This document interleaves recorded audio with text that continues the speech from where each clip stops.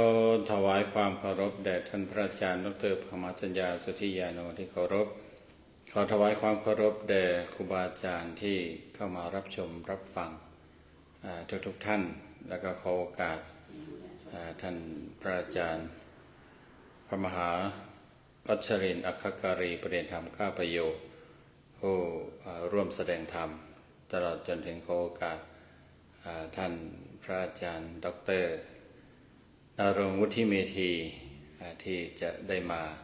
แสดงธรรมต่อจากอาตมาแล้วก็ขอเจริญพรญาติโยมสาธุชนทุกท่าน วันนี้ก็เป็นรายการธรรมสมโภชพิเศษในวันพระช่วงเข้าพรรษาซึ่งเป็นรายการที่ทางวัดพุทธปัญญาได้ทำกันมาทุกๆปีปีนี้ก็ครั้งนี้เป็นครั้งที่2สำหรับฤดูกาลนี้เรียกว่าปีนี้เข้าพรรษาปีนี้นะฮะเป็นวันพระแรม15 ค่ำเดือน8หนหลังเลยว่าเดือน8ที่2ก็ถือว่าเป็น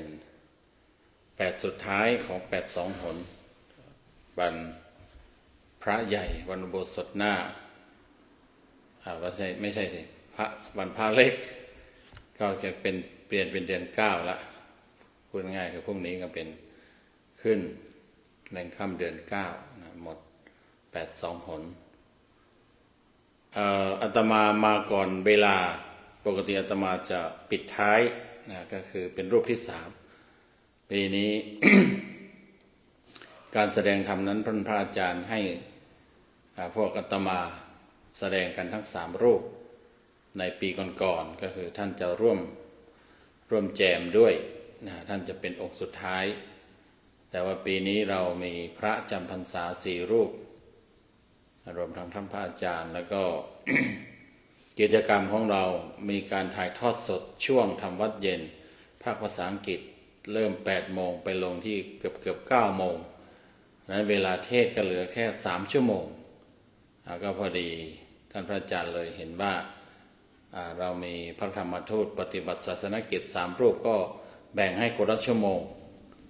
ในส่วนของท่านพระอาจารย์ก็ แล้วแต่ท่านจะปฏิบัติตามสมควรตามเห็นสมควรก็คือในบางวันพระที่ท่านมีเรี่ยวแรงแต่ว่าสุขภาพพร้อมท่านก็อาจจะอยู่โต้รุ่งของท่านเองเหมือนวันพระที่ผ่านมาวันพระนี้ไม่แน่ใจเหมือนกันว่าท่านจะโต้รุ่งหรือเปล่านะท่านอาจจะโต้รุ่งไปทุกๆวันพระตลอดพรรษาหรือว่าช่วงไหนวันไหนที่ร่างกายไม่พร้อมท่านก็อาจจะไม่ได้ทำแต่ว่าโดยทั่วไปท่านก็แสดงธรรมถ่ายทอดสดทาง Facebook Live บ้างทาง TikTok บ้างวันละหลายรอบอยู่แล้วก็เลยถือให้โอกาสแก่พระธรรมทูตในทำหน้าที่แสดงธรรมในการเต็มที่ว่าอย่างนั้นที่อาตมาเป็นอันดับที่2วันนี้ปกติปิดท้ายก็เนื่องมาจากวันนี้ ท่านพระอาจารย์ดร.นรงค์วุฒิเมธีนั่นนะกำลังคือไปเรียนเป็นวันที่ท่านไปเรียนในช่วงเย็นคือเรียนที่เมาส์แซกเรียนภาษาอังกฤษแล้วก็จะเลิกดึกเลิก3 ทุ่มกว่าเกือบ4 ทุ่มมาไม่ทันตอนนี้ก็ on the way บ่ายรถเมล์รถบัสก็เลยสลับวันพระนี้ก็เลยสลับเวลาอาตมาเป็นอันดับ2ก็เลยจึงมาท่านที่เคยฟังเคยจำลำดับของการเทศพระที่มาเทศก็จะแปลกใจว่าทำไมก็จึงต้องมีคำอธิบายเสียหน่อย สำหรับของอาตมาก็เนื้อเรื่อง ที่จะมาเทศระหว่างทำรายการธรรมสมโภชพิเศษช่วงวันพระช่วงเข้าพรรษาเนี่ยก็จะเอาจากปีที่แล้วนะก็คือเรื่องมรดกธรรม มรดกที่ขอฝากไว้ของหลวงพ่อพุทธทาสก็เห็นว่าเป็นมรดกที่ทรงคุณค่าก็ควรแก่การนำมาแบ่งปันกัน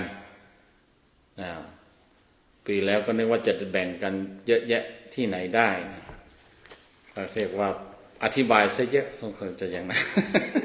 ไปได้ไม่ถึงกี่มรดกท่านเขียนไว้ตั้ง189ข้อปรากฏว่าแจกจ่ายโยมไปได้แค่16ข้อปีแล้วทั้งปี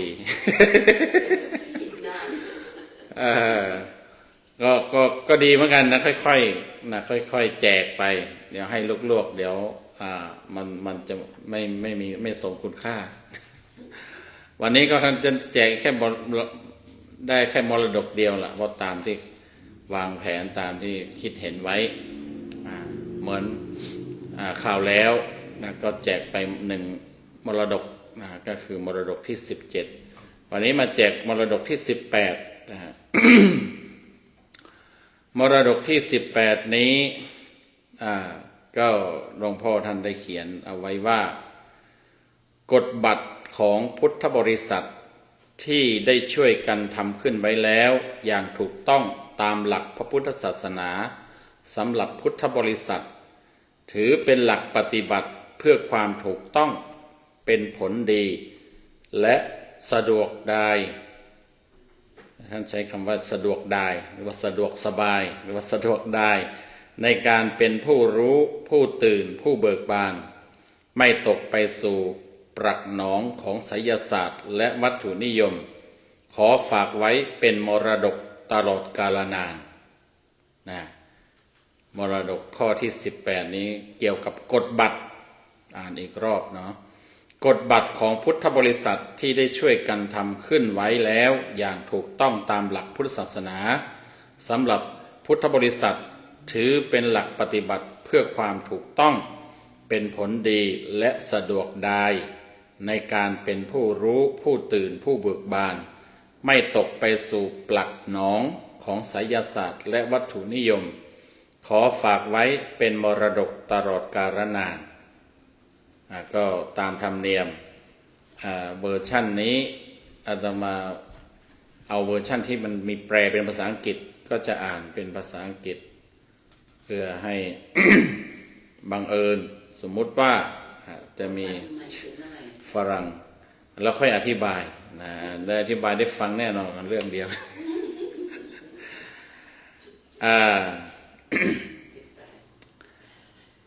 Legacy number 18 The Buddhist Charter of all Buddhists which has already been properly set up according to the principles of Buddhism is to be the main course of practice for the sake of rightness, effectiveness, and convenience in the becoming of one who truly knows in the blanket the truth is truly awakened, remains truly in a cheerful state, and does not fall into the mire of both superstitions and materialism. May it be an everlasting legacy. อ่านอีกรอบก็แล้วกันนะ มันอ่านนี่พอฟังเข้าใจไหมโยม ก็คือคำแปลที่นั่นแหละแปลเป็นภาษาไทยแปลไปแล้วนั่นแหละLegacy number 18 The Buddhist Charter of all Buddhists which has already been properly set up according to the principles of Buddhism is to be the main course of practice for the sake of rightness, effectiveness, and convenience in the becoming of one who truly knows the truth in the blanket, is truly awakened, remains truly in a cheerful state and does not fall into the mire of both superstitions and materialism. May it be an everlasting legacy. อ่านว่า legacy ใช่ไหมโยมมรดกเนี่ยlegacy หรือว่า legacy ประมาณนั้นมรดกนะทีนี้ กฎบัตรเนี่ยเป็นคืออะไรที่โยมพะเยาถามนะตอนนี้เรามีท่านผู้ฟังนะแจกหน่อยก็มีไล่เรียงชื่อออกไปแล้วก็คือโยมพะเยาเจนพนัทนะครับมาถือศีลกลับไปบ้านแล้วนะก็ถูกเรียกร้องกลับมา ทำหน้าที่พิเศษนะฮะแล้วค่อยไปหาหมอต่อแล้วก็มีคุณโยม กัลยาว่องทิพย์คงคาวันพระนี้ได้มาร่วมรับฟังแล้วก็คุณโยมสมฤดีแจ่มจรัสหรือว่าโยมเปิ้ลโยมกัลยาคือโยมแตนก็อย่างที่รู้กันก็ไม่รู้ว่าจะฟังจนถึง6 ทุ่มหรือว่ายังไงนะก็อย่างน้อยก็น่าจะได้ฟังถึงครบนะในช่วงนี้ก็แล้วกันนะทีนี้ที่บอกว่ากฎบัตรของพุทธบริษัทนะกฎบัตรของพุทธบริษัทนี่คืออะไรกฎบัตรก็คือเหมือนกับเป็นกฎหมายนะเป็นกฎเกณฑ์กฎข้อระเบียบที่ได้ตั้งเอาไว้ว่าอ่านตามที่เขาเขียนไว้กันแล้วกันนะคนแล้วตอนนี้ AI มันช่วยนะไปถาม AI ตอบได้เลยกฎบัตรพุทธบริษัทคือข้อตกลงและหลักปฏิบัติย่อสำหรับชาวพุทธที่ท่านพุทธทาสภิกขุวงเล็บเงื้อมอินทปัญโยเงื่อมไม่ใช่เงื้อมอินทปัญโยจัดทำขึ้นเมื่อพศ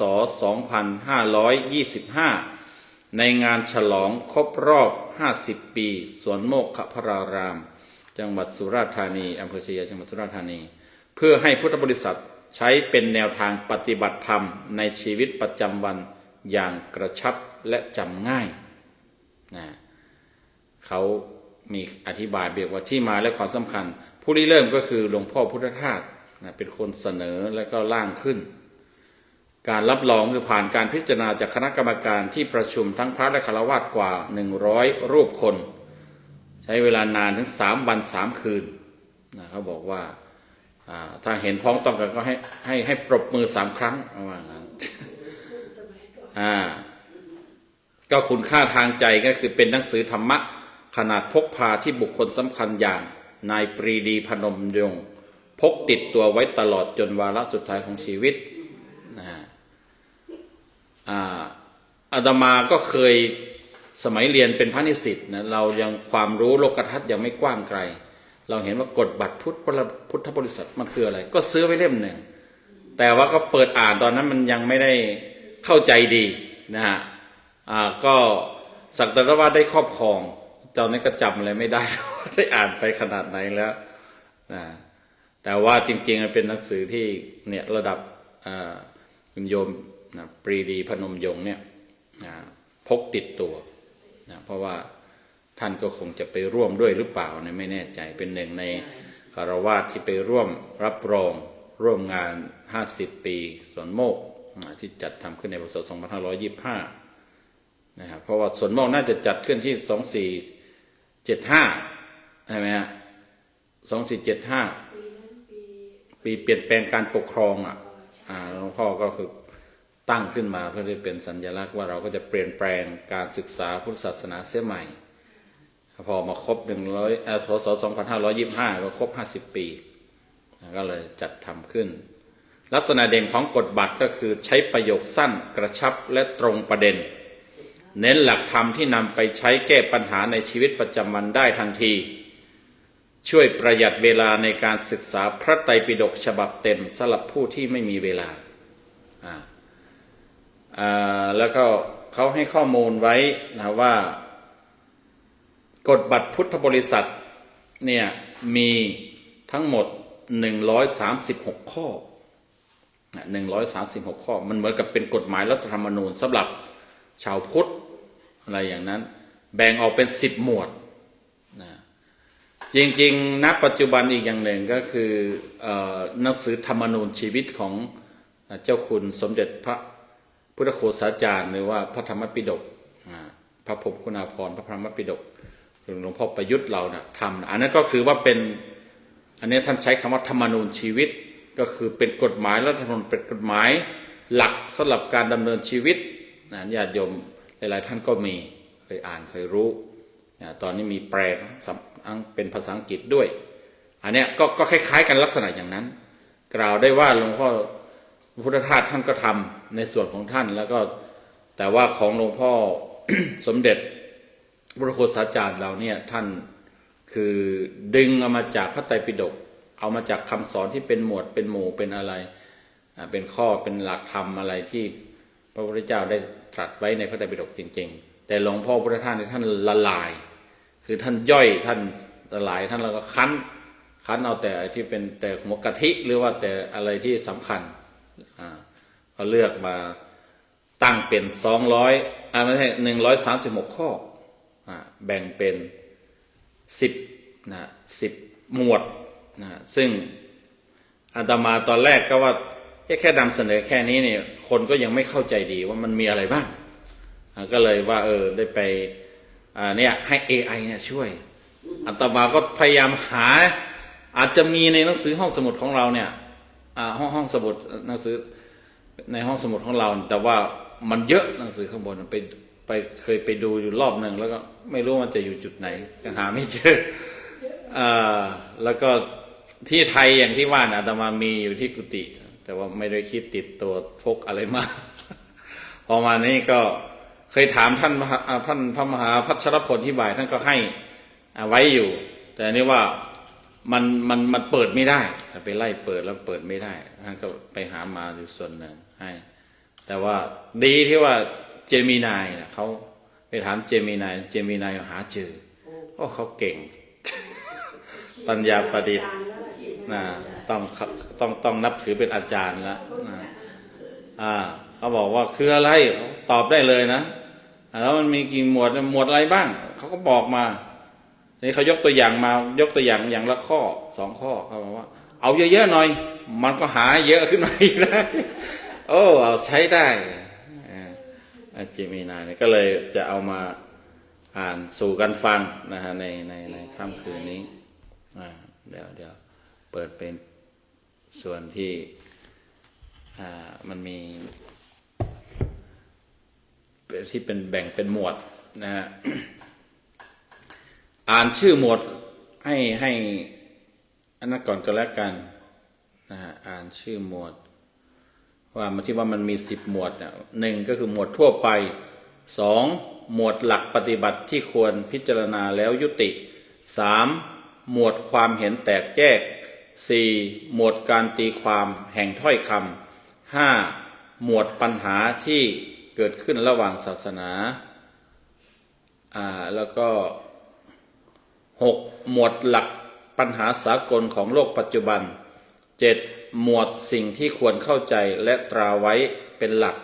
8หมวดวัฒนธรรมของชาวพุทธยุคปัจจุบัน9หมวดปรมัตถธรรม10หมวดปกิณกปัญหาอันนี้คือเรียกว่าแบ่งเป็น10 หมวดมีอะไรบ้างก็คือ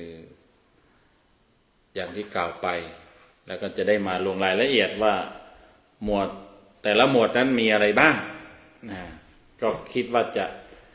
ต้องพูดให้จบภายในเซตนี้ภายในครั้งเดียวนี้นะฮะหมวดทั่วไปที่จริงๆมันมีเยอะก็อย่างว่านะก็คือ136 ข้อแต่ว่านี่ให้เจมินายเลือกมาอย่างละหมวดละประมาณ 2-3 ข้อเขาก็จัดให้นะเขาเก่งนะคุณเจมินายเนี่ยอย่างเช่นอันนี้เขาคัดเอามานะฮะมันไม่ใช่ว่าเป็นข้อทีเดียวคิดว่าอย่างนั้นนะอย่างเช่นพอยต์แรกเนี่ยเขาบอกว่าหมวดทั่วไปพอยต์แรกเนี่ยพุทธบริษัทต้องเป็นผู้รับใช้มนุษยชาติโดยการช่วยให้ผู้อื่นรอดพ้นจากความทุกข์ทางจิตใจไม่ใช่เพียงการช่วยเหลือทางวัตถุ เนี่ยถ้าหากว่าเราจะเป็นชาวพุทธนะเป็นพุทธบริษัทจำกัดนะร่วมกันร่วมถือหุ้นร่วมกันลงเรือดำเดียวกันเป็นชาวพุทธด้วยกันนี่ก็ต้องเป็นชาวพุทธเพื่อรับใช้มนุษยชาตินี่ก็คือว่าเพื่อช่วยเพื่อนมนุษย์นั่นเองโดยการช่วยให้ผู้อื่นรอดพ้นจากความทุกข์ทางจิตใจเนี่ยเรามีหน้าที่ถ้าเราเป็นชาวพุทธเนี่ยก็เพราะว่าเราก็ปฏิบัติเพื่อที่จะทำให้ความทุกข์ทางจิตใจของตนเองนั้นหมดไปแล้วเมื่อเราทำได้ไม่ว่าจะทั้งหมดทั้งสิ้นหรือว่าระดับใดระดับหนึ่งเราก็แบ่งปันเราก็ช่วยให้เพื่อนมนุษย์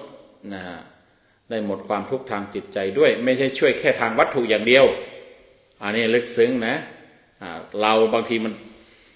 แค่ช่วยทางวัตถุแบ่งปันเอื้อเฟื้อเผื่อแผ่กันแค่นี้มันยังไม่พอ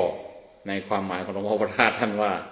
มันต้องถ้ามีโอกาสก็ต้องช่วยดับทุกข์ทางจิตใจให้เพื่อนมนุษย์ด้วยพอยที่สอง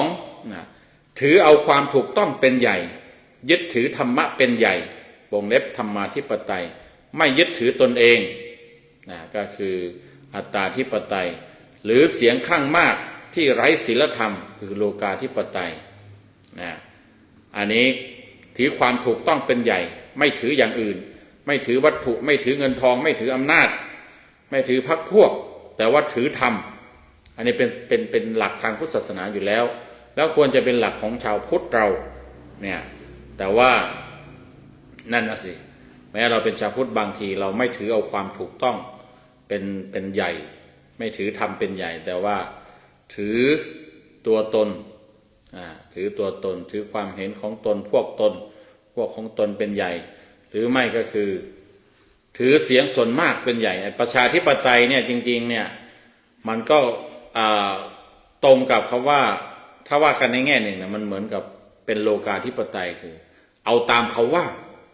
เอาตามพวกว่าเอาตามคนว่าโลกก็คือชาวโลกคือผู้คนบางทีคนมันถ้าคนไม่ดีว่ายังไงคนไม่ดีเลือกมามันก็ได้คนไม่ดีไม่ใช่ว่าคนส่วนมากเลือกมาแล้วบางทีมันก็ยังไม่แน่มันอยู่ที่คนเลือกว่าเป็นคนดีไหมตรงเนี้ยมันมีข้อที่ยังไม่สมบูรณ์ในหลักการปกครองณปัจจุบันที่เขาถือกันหลักประชาธิปไตยถ้าเทียบกับทางพุทธเราเนี่ยมันจัดเป็นประเภทโลกาธิปไตยอัตตาธิปไตยนั้นเป็นเผด็จการเผด็จการเนี่ยหลวงพ่อสลับหลวงพ่อพุทธทาสท่านยอมรับได้นะเผด็จการนั้นก็คือแบบมีอำนาจเบ็ดเสร็จเหมือนสมบูรณาญาสิทธิราชย์ถ้าหากว่าผู้นำผู้ปกครองหรือพระราชาเป็นผู้ทรงธรรมเนี่ยมันก็ทำงานได้ไวเหมือนปัจจุบันนี้ก็คือว่าไอ้คอมมิวนิสต์ของประเทศจีนเนี่ยเขาถือว่าเป็นลักษณะเผด็จการโดยธรรมหรือเผด็จการโดยทำไม่ทำมันอาจจะไม่สมบูรณ์แบบตามความหมายของทางพุทธแต่ว่าดูว่าวิธีการมีลักษณะถ้าหากว่านโยบายของพรรคเห็นจะทำสิ่งนี้เขาพรวดพลาดมันคล่องตัวหลวงพ่อพระธาตุบอกว่ามัน ไปไวเผด็จการโดยธรรมเนี่ยมันทำอะไรได้รวดเร็วทางพุทธเรามันก็มีข้อดีก็คือมันสามารถเป็นได้หมดขอให้มันเป็นธรรมเป็นเผด็จการก็ได้ถ้าเป็นเผด็จการโดยธรรมเป็นประชาธิปไตยก็ได้ถ้าเป็นเสียงส่วนมากโดยธรรมเสียงส่วนมากของเสียงของคนดีแล้วก็ทางเราก็คงจะต้องรอในวันหนึ่งธรรมาธิปไตยอาจจะมาเป็นใหญ่ได้จริงๆก็ได้แต่หวัง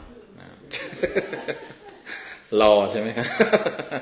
รอต่อไปเรื่อยๆภาวนาด้วย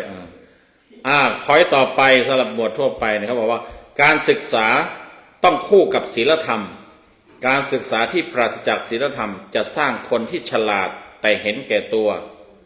และทำลายสังคมได้มากกว่าเนี่ยคมนะลุ่มลึกเนี่ยท่านบอกว่าการศึกษาต้องประกอบกับศีลธรรม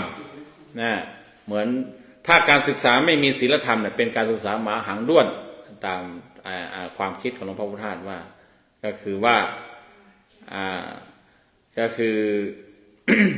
คิดว่าตัวเองไม่ถูกไม่อะไรแล้วพลาดไปแล้วแต่ว่าก็หาคำอธิบายมา มาแก้มาให้ทุกคนได้ยอมรับเหมือนกับที่นิทานเนี่ยว่าหมาหางด้วนหมาไปโดนกับดักหางขาดแล้วก็ไปบอกว่าหมาทุกตัวต้องหางขาดอันนี้มันเป็นอย่างนั้นนั้นมันไม่มีศีลธรรมไม่ได้ถ้าไม่งั้นมันก็จะสร้างแต่คนฉลาดแต่เห็นแก่ตัวแล้วก็ทำลายสังคมเอาเปรียบสังคมได้มากกว่าเป็นใครบ้างในเมืองไทยเราก็ลองดู นะมันน่ากลัวขนาดไหนเนี่ยเพราะว่าการศึกษาไม่ถูกต้องไม่มีศีลธรรมเอาข้ามมาหมวดที่สองหมวดหลักปฏิบัติที่ควรพิจารณาแล้วยุติหมวดหลักปฏิบัติที่ควรพิจารณาแล้วยุติก็ท่านบอกว่าการงานหรือว่าการทำงานเนี่ยคือการปฏิบัติธรรมไม่แบ่งแยกการทำงานกับการปฏิบัติธรรมการตั้งใจทำงานด้วยสติและความซื่อสัตย์ถือเป็นการทำหน้าที่ของพุทธบริษัทอย่างแท้จริงเนี่ยหลักนี้มันควรจะต้องยุติถือได้ว่าการทำงานเนี่ยกับการปฏิบัติธรรมไม่ควรจะแยกกันมันจะต้องเป็นหนึ่งเดียวถ้าทำงานเป็นถ้ามีสติมีปัญญามันต้องประยุกต์เอาธรรมะมาใช้กับการงานได้คือการทำงานด้วยถ้าสูงสุดหลวงพ่อท่านว่าทำงานด้วยจิตว่างทำงานด้วยจิตว่างก็คือไม่ยึดถือว่าเป็นตัวกูของกูทำหน้าที่เพื่อหน้าที่คำนี้มันคุ้นๆนะทำหน้าที่เพื่อหน้าที่อะไรนะ duty for the duty sake เนี่ยใครไม่รู้นะครับพูดบ่อยอยู่นะเป็นคำของหลวงพ่อพุทธทาสแหละถ้าทำได้ก็ดีนะก็ถ้าทำขนาดนั้นหรือไม่ทำขนาดนั้นก็คือทำด้วยความซื่อสัตย์ความขยัน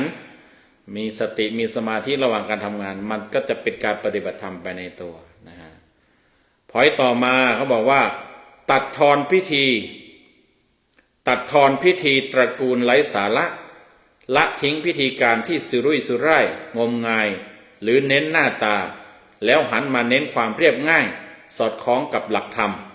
เนี่ยพิธีกรรมนะพิธีต่างๆที่เราปฏิบัติในที่เกี่ยวข้องกับชีวิตเนี่ยการเกิดแก่เจ็บตายหรือว่าการมงคลอวมงคลพวกเนี้ยก็เน้นให้มันตรงประเด็นให้มันได้สาระนะให้มันสอดคล้องกับหลักธรรมอย่าให้เป็นเรื่องของพิธีการที่สุรุ่ยสุร่ายงมงายหรือว่าจัดเพื่องานเพื่อเอาหน้าเอาตาเสริมอัตตาตัวตนพวกเนี้ยซึ่งหลวงพ่อท่านก็เห็นว่าในโลกของความเป็นจริงในปัจจุบันเป็นอย่างนั้นบางทีมันไม่สมค่ากับความเป็นพุทธบริษัทจัดแบบนั้นจัดแบบหวานแหไปจัดเหมือนคนทั่วไปถ้ามันไม่จัดอย่างพุทธท่านก็เลยบอกว่าต้องเน้นเอาสาระพิธีต่างๆตัดทอนออกไปที่มันยุ่งยากที่มันทำตามกันมาที่มันงมงายที่มันไม่ถูกหลักถูกอะไรพอยต่อมาเขาบอกว่าหยุดการขายบุญไม่นำศาสนามาบังหน้าเพื่อหากำไรหรือหลอกลวงให้คนทำบุญด้วยความโลภเช่นหวังรวยหวังลาภยศอันนี้ก็น่าจะเข้าพุทธบริษัทฝ่ายพระเนี่ยพุทธบริษัทเพราะว่ากฎบัตรพุทธบริษัทนี่ก็คือพุทธบริษัทมันก็มีภิกษุภิกษุณีอุบาสกอุบาสิกาไม่ใช่เฉพาะท่านสอนแต่ชาวบ้านนะเนี่ยคือชาวพุทธก็คือทั้งพระทั้งโยมแหละเนี่ยท่านบอกอันนี้ในพระนี่น่าจะต้องพิจารณาเป็นพิเศษเพราะว่าหยุดการขายบุญเอาบุญมาขายนี่มันมีทั้งศาสนาอื่นด้วยแล้วก็ทำให้เกิดปัญหาเกิดความวุ่นวายมาแล้วเกิดความล่มสลายมาแล้วเนี่ยฉะนั้นทางพุทธเราก็อย่าให้มีอย่าให้มีหลวงพ่อก็เลยบอกว่าเนี่ยหยุดการถ้าหากว่าจะสอนเรื่องบุญก็จะต้องสอนให้ถูกสอนให้ทำบุญเพื่ออะไรไม่ได้ทำบุญเพื่อค้ากำไรถ้าไม่อย่างนั้นก็คือทำบุญบัตรเดียวก็หวังรวยหวังถูกหวยหวังอะไรหวังเป็นเศรษฐีแล้วมันค้ากำไรเกินควรนะเพราะว่ามันทำบุญไม่ถูกหลักมันถูกขายถูกหลอกถูกประชาสัมพันธ์ไม่เป็นไรนะ แค่ควรนะ ต่อมาหมวดที่3หมวดความเห็นแตกแยกหรือว่าหมวดความเห็นต่างเนี่ยก็มีพอยต์เขาคัดคุณเจมินายคัดมาให้แต่ละหมวดเนี่ยให้เอาแค่3พอยต์ ไม่มากไม่น้อยเกินไปเขาบอกว่ามองนิกายต่างๆเป็นพี่น้องเถรวาทมหายานหรือวัชรยานต่างมีจุดหมายเดียวกันคือการดับทุกข์ควรศึกษาจุดดีของกันและกันมากกว่าจับผิดอันเนี้ยหมวดของความเห็นแตกแยกหลวงพ่อท่านมองว่าเมื่อพุทธศาสนามันมีพัฒนาการมาเป็นปัจจุบันนี้แล้วอย่างเขาเรียกว่านิกายใหญ่ๆหรือว่ายานใหญ่ๆเนี่ยมันก็ดังทั่วไปก็ถือว่าเป็นเขาเรียกว่าหินายานหรือว่าเถรวาทคืออย่างพุทธศาสนาของเมืองไทยเราเนี่ยอย่างเราเนี่ยเรียกว่าเถรวาทหรือว่าหินายานหรืออีกยานหนึ่งยานใหญ่คือมหายานหรือว่าอาจาริยวาทอย่างในประเทศจีนญี่ปุ่นเกาหลีพวกเนี้ยต่อมาเขาก็มาพิจารณาอีกบอกว่าพุทธศาสนาแบบทิเบตเนี่ยมันเป็นอีกสายหนึ่งเรียกว่าวัชรยานวัชรยานเป็นตามนี้ก็คือยานที่เขาเรียกอะไรมีความเฉียบคมเหมือนดังเพชรหรือว่ามีคุณค่าดังเพชรวัชระแปลว่าเพชรท่านบอกว่าควรจะมองกันเป็นพี่น้องเป็นพี่เป็นน้องกันไม่ว่าจะต่างศาสนาต่างนิกายก็ตามเนี่ยก็ให้มองเห็น จุดดีจุดดีของกันและกันมากกว่าจับผิดแล้วก็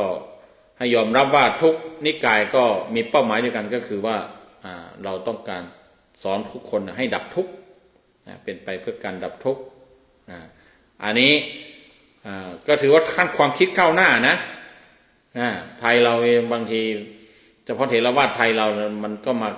แยกมาเป็นสองนิกายเลยนะนิกายมหานิกายกับนิกาย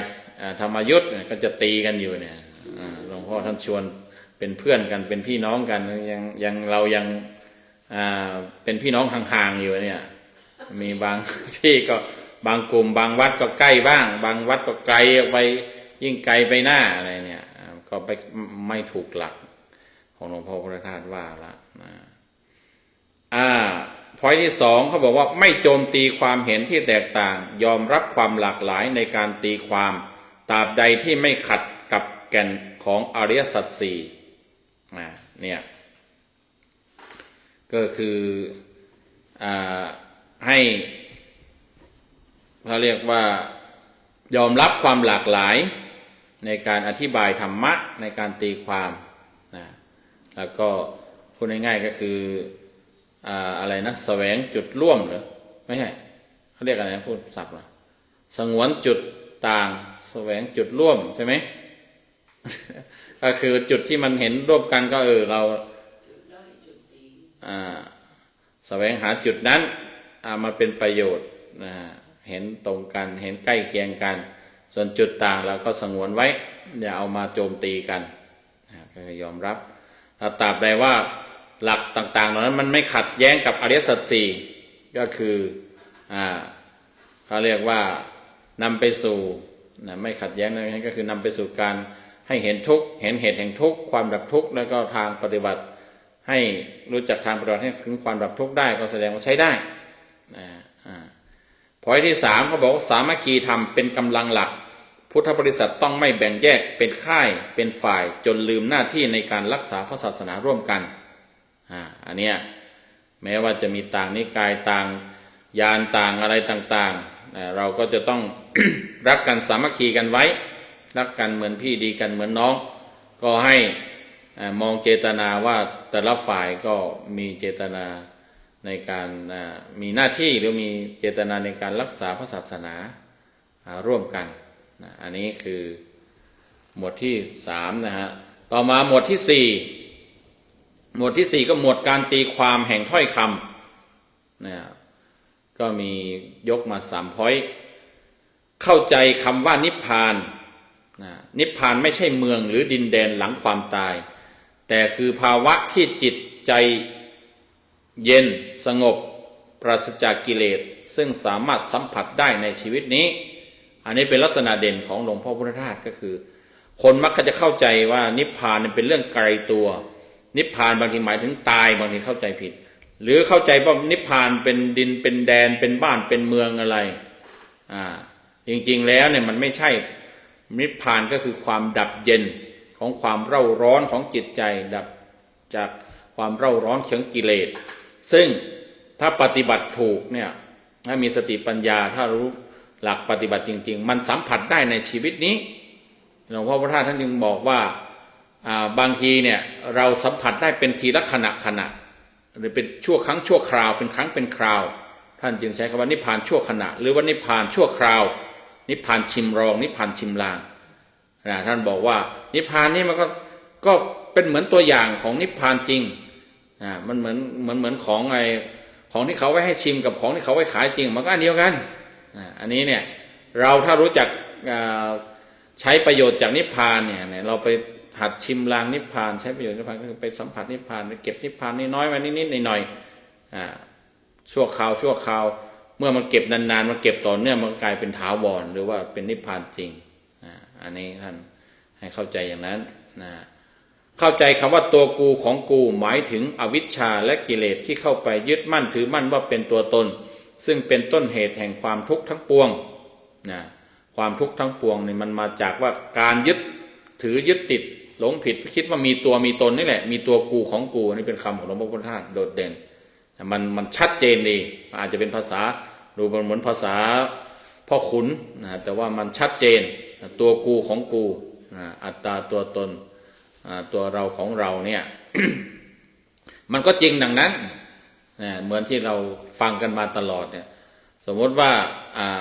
โทรศัพท์ถ้ามีใครบอกว่าโทรศัพท์หายเนี่ยถ้าเป็นโทรศัพท์คนอื่นเรายังไม่ทุกข์นะถ้าโทรศัพท์เราหายหรือว่าโทรศัพท์กูหายเนี่ยเอาละทีนี้วุ่นวายใจละเห็นไหมไฟไหม้บ้านก็รับไปบ้านนี่บ้านกูนี่ว่าเนี่ยทุกข์ขึ้นมาทันทีแต่ตอนไม่มีตัวกูของกูเนี่ยก็ยังเฉยๆอยู่อันนี้ท่านบอกมันเพราะอวิชชาเนี่ยความไม่รู้นี่แหละนะเข้าใจคำว่าบุญพอยต่อมานะเข้าใจคำว่าบุญและกุศลให้ถูกต้องเนี่ยบุญคือความสุขสบายใจที่ยังยึดติดส่วนกุศลคือความฉลาดที่ทำให้จิตใจหลุดพ้นและฉลาดเหนือสุขเหนือทุกข์ในบุญกับกุศลเนี่ยแม้มันจะเป็นพี่น้องกันหรือเป็นคำใกล้เคียงกันหรือเป็นคำที่เราคุ้นเคยบ่อยๆแต่ว่าเอาจริงๆมันมีความต่างกันต้องเข้าใจให้ถูกนะบุญเนี่ยเป็นทำให้จิตใจฟูบุญปุญญปุระธาตุคือทำให้ใจเต็มคนทำบุญแล้วใจมันเต็มด้วยความดีใจฟูใจอันนี้ได้บุญนะแต่ว่ากุศลได้กุศลเนี่ยคือได้ความฉลาดคือได้ปัญญาเราทำอะไรแล้วทำด้วยความเข้าใจแล้วเข้าใจสิ่งนั้นได้ท่องแท้เนี่ยเขาเรียกว่าเกิดกุศลเกิดปัญญากุศลนี่มันตัดบุญนี่มันดีใจมันพอใจมันยึดมันหวังผลคนทำบุญเนี่ยถ้าทำบุญไม่เป็นทำบุญไม่ใช่เป็นแรงส่งไม่เป็นฐานเนี่ยมันก็ยังติดบุญอยู่ยังติดอยู่ในวัฏสงสารอยู่นะเบียนบนไปในสังสารวัฏเพราะว่าสังสารวัฏมันก็เบียนไปด้วยการที่ว่ามีบุญมากก็ไปทางสูงมีบุญน้อยก็ไปทางต่ำอย่างนั้นแต่ว่าถ้าเป็นกุศลแล้วเนี่ยกุศลมันชำระไปเรื่อยๆล้างไปเรื่อยๆมันตัดไปเรื่อยๆหมดทุกหมดตัวหมดตนอันนี้เขาเรียกว่ากุศลถ้าทำได้ทั้งสองอย่างไปเลยก็ดีคือทำบุญเป็นฐานส่งจากนั้นก็ต่อยอดไปเป็นกุศลหรือว่าทำทั้งสองอย่างบางทีมันก็ได้ทั้งสองอย่างถ้าทำเป็นมันก็ได้ทั้งสองอย่างก็ไม่ใช่ว่าปฏิเสธไม่เอาบุญหรอก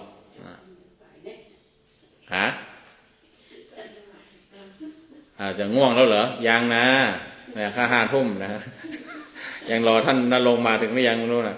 ต้องทดเวลาบาดเจ็บไปหน่อยหนึ่งนะมาหมวดที่5ได้แค่ครึ่งทางเองเนี่ยแต่ว่าต้องให้จบหมวดที่5คือหมวดปัญหาที่เกิดขึ้นระหว่างศาสนาก็มี3 พอยต์พอยต์แรกเขาบอกว่ามองศาสนิกชนอื่นเป็นเพื่อนร่วมเกิดแก่เจ็บตายไม่มองศาสนาอื่นเป็นศัตรูแต่เป็นเพื่อนร่วมโลกที่กำลังแสวงหาทางพ้นทุกข์เช่นกันอันนี้ไอเดียสุดยอดนะเนี่ยก็เป็นตามปณิธานของท่านเนี่ยก็คือว่าทำความเข้าใจระหว่างศาสนาคือต้องยอมรับความแตกต่างจะไปให้คนแต่ละคนทุกคนมันนับถือศาสนาเหมือนตนเองมันไม่ได้เพราะว่าเขาเติบโตมาในสิ่งแวดล้อมในความเชื่อในฐานอะไรมันแตกต่างกัน รากของเขามันงอกณที่นั้นแล้วในดินแดนแบบนั้นแล้วมันก็จะต้องเป็นแบบนั้นยอมรับความแตกต่างนะมองให้เป็นเพื่อนร่วมโลกเกิดแก่เจ็บตายเนี่ยถ้าทุกคนมองอย่างนี้ได้เราก็จะเคารพซึ่งกันและกันเราจะไม่เบียดเบียนกันไม่ใช้ศาสนามาเป็นอาวุธเบียดเบียนกันนะฮะพอยที่สองเขาบอกว่าแสวงจุดร่วมสงวนจุดต่างร่วมมือกับศาสนาอื่นในการแก้ปัญหาศีลธรรมของโลกและหลีกเลี่ยงการโต้เถียงในเรื่องความเชื่อส่วนบุคคลเนี่ยก็เรียกว่าแสวงจุดร่วมสงวนจุดต่างจุดไหนที่มันสอนเหมือนกันปฏิบัติเหมือนกันไปกันได้นี่ก็คือนั่นแหละเอามาพูดกันเอามาคุยกันเอามาทำงานร่วมกันเพื่อแก้ปัญหาศีลธรรมของโลกเนี่ยโลกเรามีปัญหามากมายศาสนานั้นนี้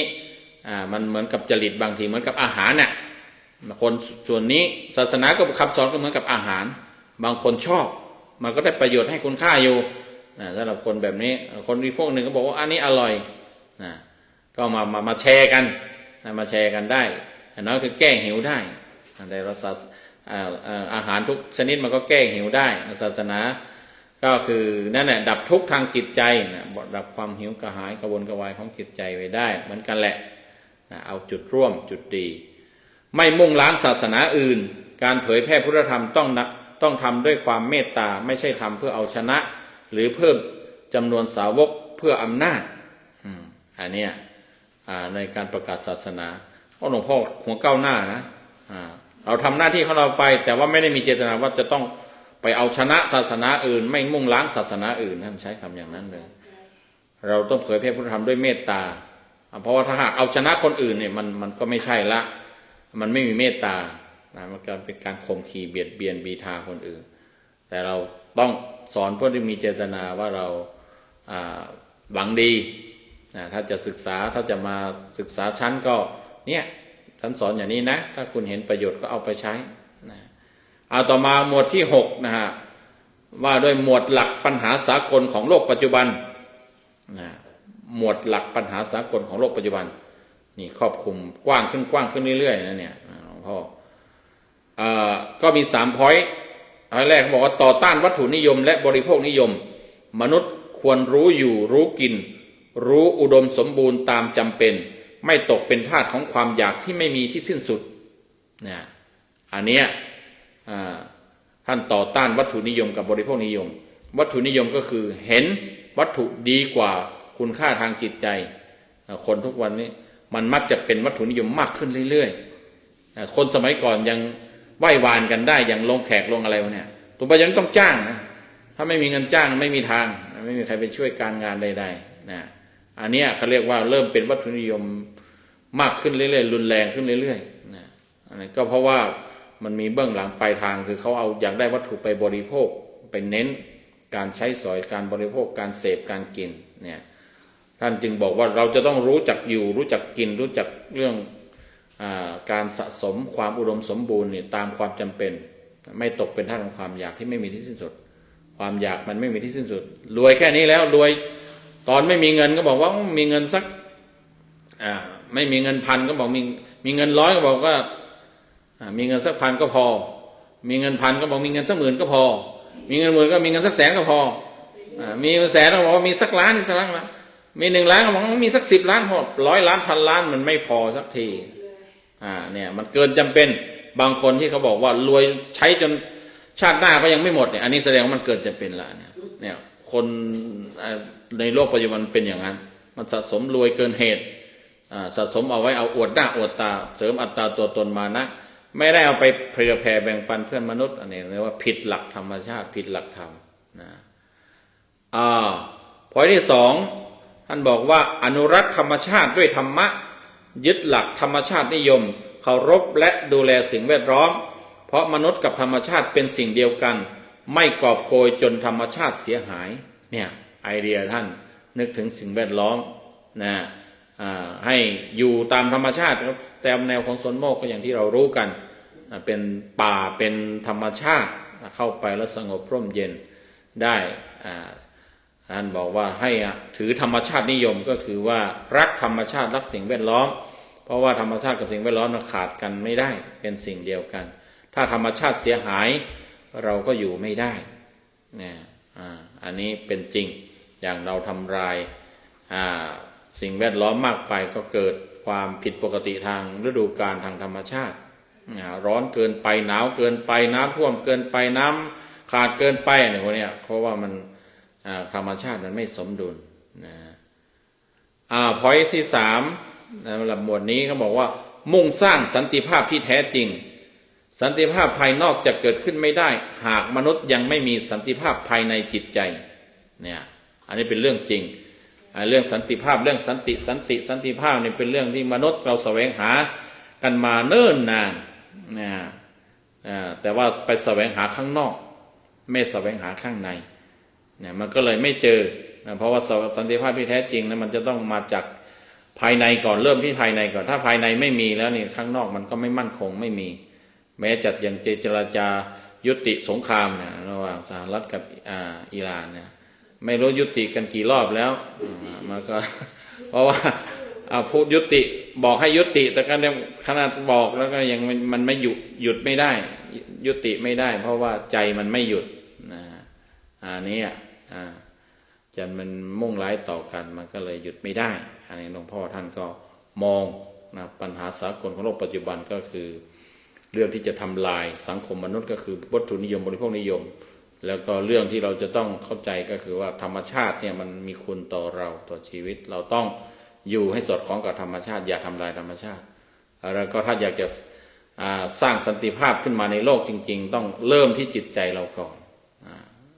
อันนี้หมวดที่6หมวดที่7นะฮะ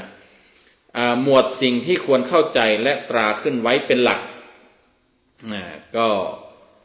มี3 point เช่นกันหัวใจของพระพุทธศาสนาคือการไม่ยึดมั่นถือมั่นในสิ่งทั้งปวงที่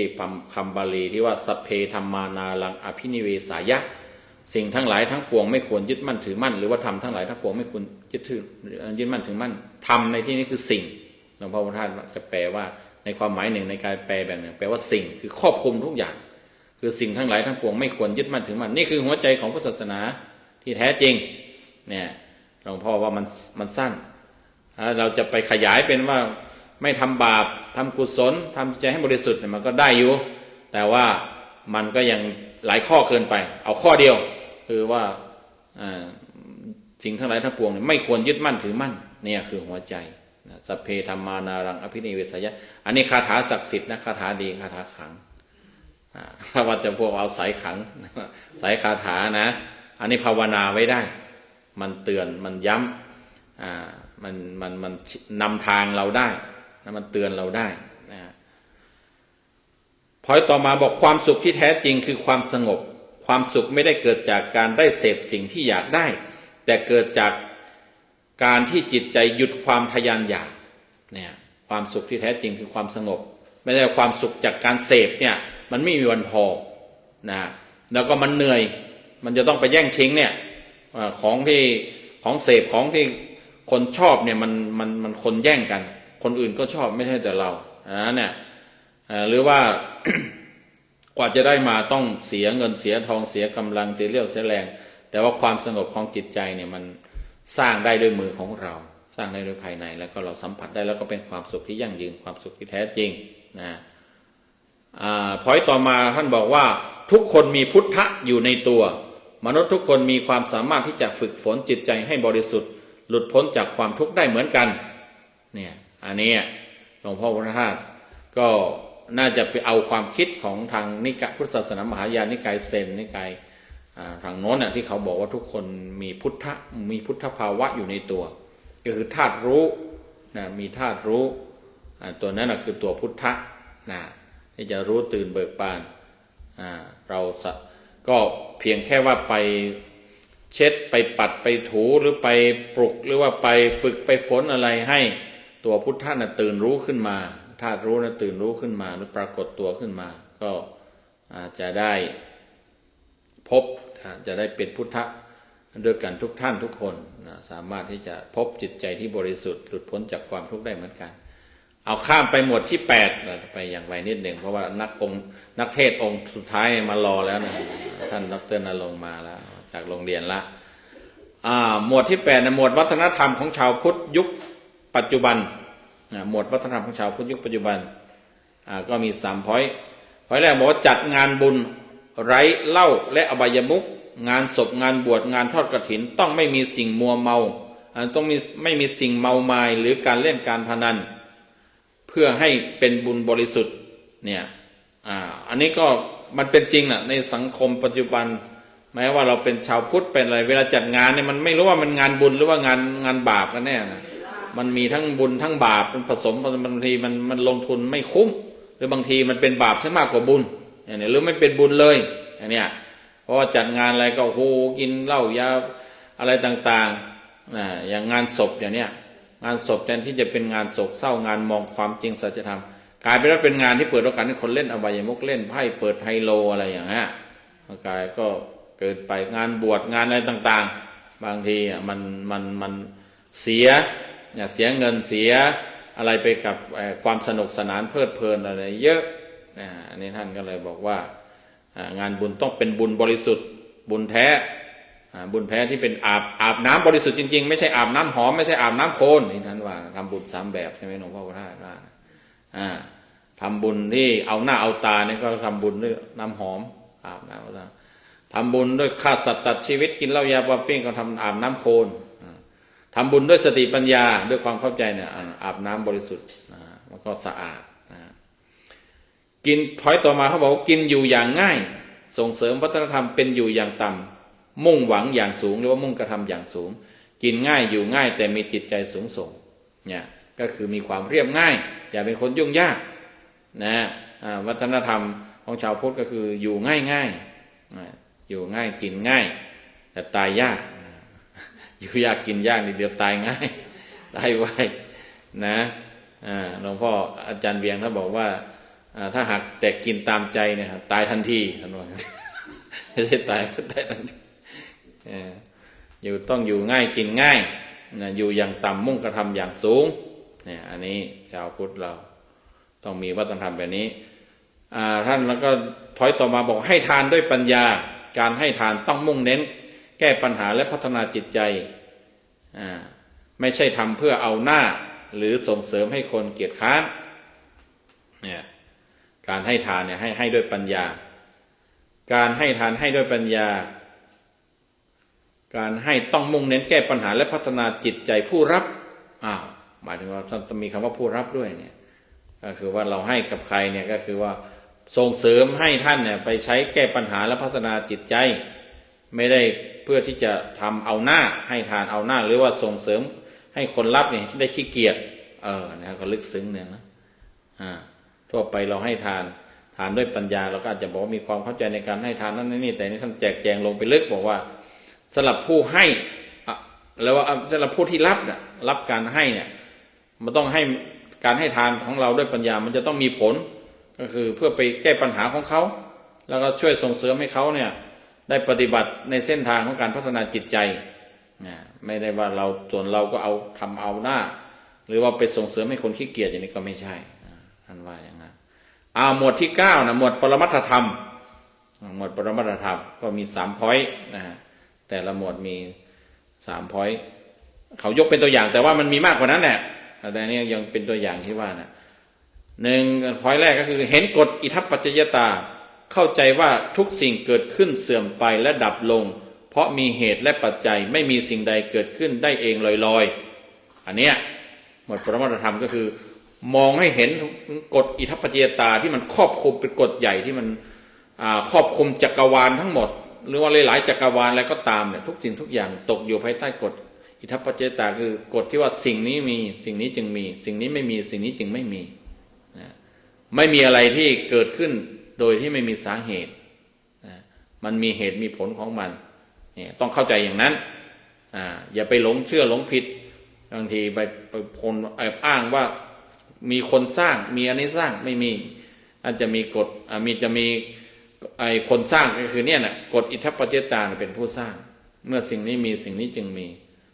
เหมือนกับไปดินเปล่าๆเนี่ยเมื่อฝนตกใส่มีความชื้นเมื่อแดดส่องมีแสงพระอาทิตย์ขึ้นมาเดี๋ยวหญ้าขึ้นไม่รู้มันมาจากไหนมันสิ่งนี้มีสิ่งนี้มันมี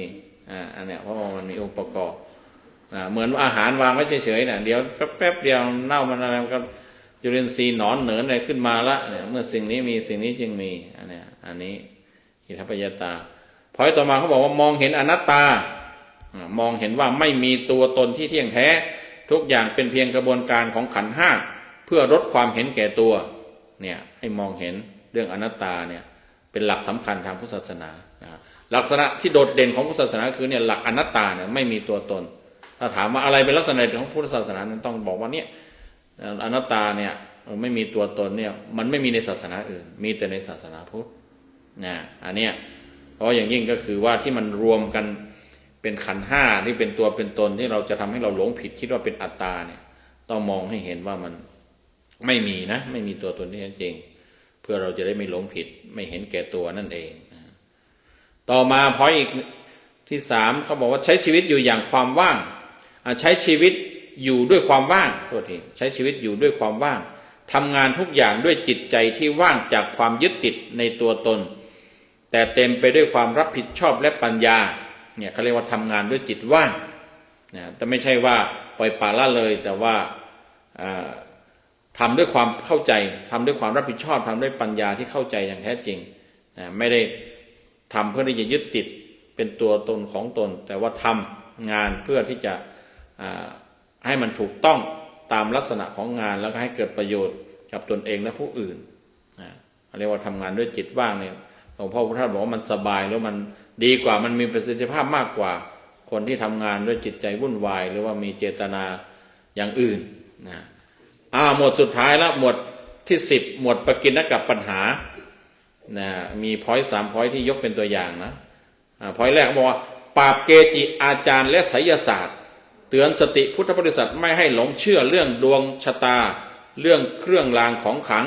หรือเวทมนต์จนลืมเรื่องกฎแห่งกรรมเนี่ยบางทีเราไปฝากชีวิตฝากอนาคตอะไรฝากดวงฝากอะไรไว้กับหมอดูหมอเดาอะไรต่างๆเกจิอาจารย์เพราะนั้นน่ะมันไม่ได้ทำให้เรานั้นมองข้ามไม่ได้ยึดมั่นยึดถืออยู่ในกฎแห่งกรรมทุกอย่างมันเกิดจากกฎแห่งกรรมกฎแห่งการกระทำเราทำขึ้นมาให้เราทั้งนั้นเพียงแต่ว่าเราไม่รู้เราไม่มีความเชื่อมั่นถ้าเรามีความเชื่อมั่นเนี่ยก็มันเราทำขึ้นมาแล้วเนี่ยที่ทำไปแล้วมันก็แก้ไขยากแล้วทีเนี้ยมันต้องมาสร้างทำใหม่สร้างเหตุปัจจัยใหม่เนี่ยเพราะว่าเหตุปัจจัยใหม่บางทีมันมีผลต่อย้อนหลังไปด้วยมันก็เบี่ยงเบนมันก็ทุเราเบาบางไปอย่างที่ว่าเนี่ยเราต้องเชื่อกฎแห่งกรรมอย่าไปเชื่อไสยศาสตร์อย่าไปเชื่อเครื่องรางของขลังเกจิอาจารย์อะไรนั่นนี่ท่านว่างั้นต่อมาใช้วัตถุมงคลให้เป็นหากจะมีพระเครื่องหรือพระพุทธรูปให้ถือเป็นนิมิตเตือนสติให้ระลึกถึงพระคุณของพระพุทธเจ้าไม่ใช่ยึดเป็นของศักดิ์สิทธิ์ดลบันดาลเนี่ยเรื่องวัตถุมงคลท่านมองว่าอาจจะมีพระพุทธรูปรูปเครื่องรางต่างๆก็ต้องให้ถือให้เป็นมีให้เป็นเครื่องให้เตือนสติถึงคุณของท่านเนี่ยที่มันคุ้มครองนะถ้าไม่งั้นในบางทีเราก็จะหลงเป็นเหยื่อเป็นอะไรถือแบบผิดไปได้นะแต่จริงๆก็คือว่าเรามีเพื่อที่จะระลึกถึงให้ใจมีกำลังแล้วก็ให้เอาคุณของท่านนั้นมาน้อมไปปฏิบัติไปแก้ปัญหาของเรานะพอยที่3พอยสุดท้ายละก็คือเยาวชนกับการศาสนาต้องสอนธรรมะแก่เด็กและเยาวชนด้วยภาษาที่เข้าใจง่ายและนำไปใช้ได้จริงในชีวิตประจำวันไม่ใช่สอนแต่ตำราหรือพิธีกรรมเนี่ยหลวงพ่อท่านก็ห่วงใยเกี่ยวกับเยาวชนว่าต้องช่วยสอนธรรมะให้แก่เด็กและเยาวชนด้วยภาษาที่เด็กมันรับได้เข้าใจง่ายถ้าหากว่าแล้วก็นำไปใช้ได้จริงนะไม่ได้สอนตามตำราสอนนี่เป็นพิธีกรรมโดยที่ว่าไม่ทำเด็กก็ไม่เข้าใจหลักธรรมหมายถึงยังไงนะอะไรขาวๆขึ้นปิดลูกอาจารย์เหรอมันแบตมันขึ้นฟ้องสถานะแบตหมดหรือเปล่าแบตใกล้หมดหรือมันเป็นอะไรขึ้นนานแล้วอาจารย์low battery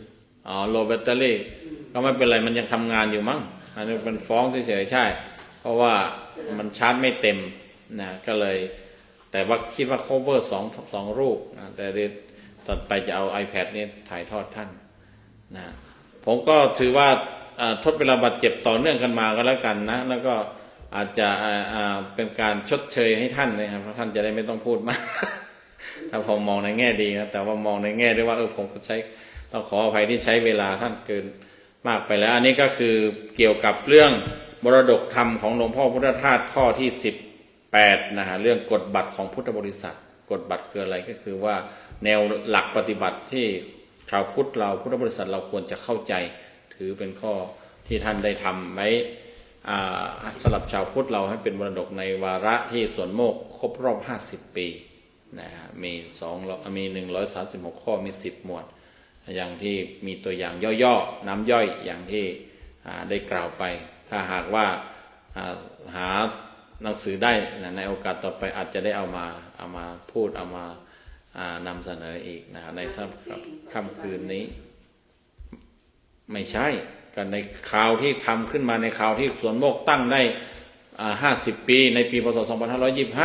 2525นี่นะเขาเรียกว่าฟังไปด้วยหลับไปด้วย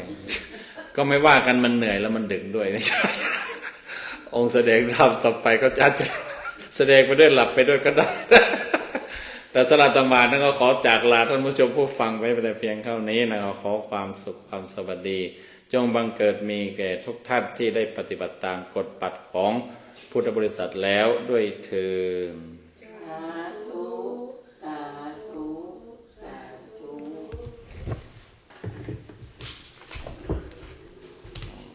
โยมจะฟังต่อหรือจะกลับก็แล้วแต่